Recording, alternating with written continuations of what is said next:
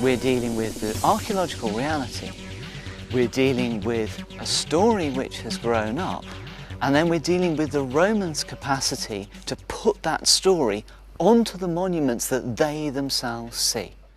Fa parte del mio DNA, fa parte della mia cultura, fa parte di Roma.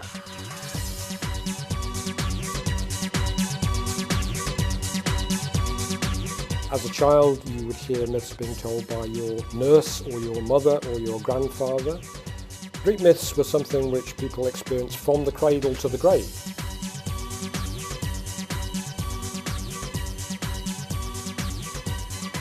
The world of myth was the entire imaginative and philosophical world of the culture of the Greeks before the invention of philosophy and drama in about the 5th century. So if they were trying to work out how responsibility and ethics and guilt worked, then actually they would think about someone like Helen of Troy. Did she cause the Trojan War?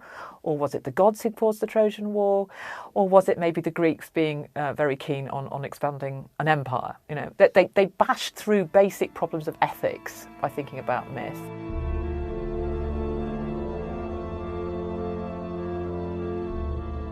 When Augustus comes to power, his use of myth, his use of his genealogy, his use of these foundational myths of Rome isn't something that comes from nowhere. It's critically important to understand what Augustus does as part of the power play of the late Republic, which involves, critically, using the foundational stories. He came to power after 15 years of civil war, and he inherited a very fragmented community, and he used the foundation myth to give people a sense of communality, of common origins and of social unity. And it's one of the keys to Augustus's success that he so successfully manipulates and monopolises those stories for his family and his person, making it very difficult afterwards for anyone else to get access to the constitutional foundations and beginnings of Rome.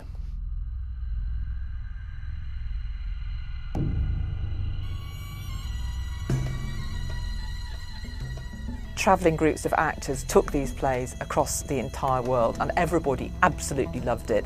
The Greek world was theatre crazy. The number of people going to see the plays might have been 10 to 14,000. I mean, in terms of the audience, it's probably more like a sort of football match or a pop concert than it would have been what we understand as a play. I understand the horror of what I am to do. But anger, the spring of all life's horror, masters my resolve. We're dealing with explorations, we're dealing with thought experiments, testing to destruction. Those are the kinds of things which tragedies are about.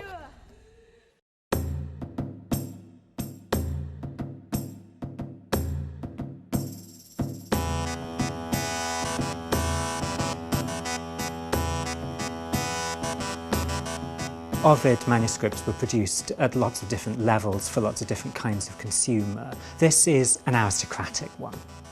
You definitely get the sense as you look through medieval or Renaissance illuminations that the artists are taking these myths from the text and they're making them their own, and they're making them relevant to a contemporary audience.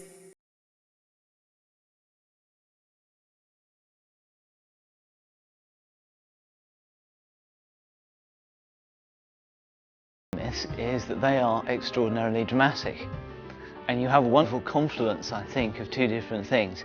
You have popes and political leaders who are desperate to show the way that they're connected to the past and the great history of Rome. You also have painters who want interesting things to paint. Myth was so highly valued at the time. It wasn't enough for a statue just to be old, it had to have its own story as well and its name.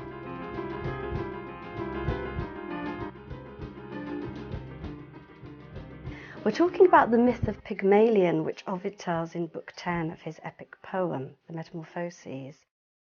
This myth has been taken up through the centuries, actually, in literature and art and in cinema. There's always an issue about slavery and ownership, and robots most often are constructed to do the jobs that other people don't want to do. Although I'm not suggesting that Pygmalion has sculpted a slave for himself, he has certainly sculpted a compliant woman who will be faithful only to him.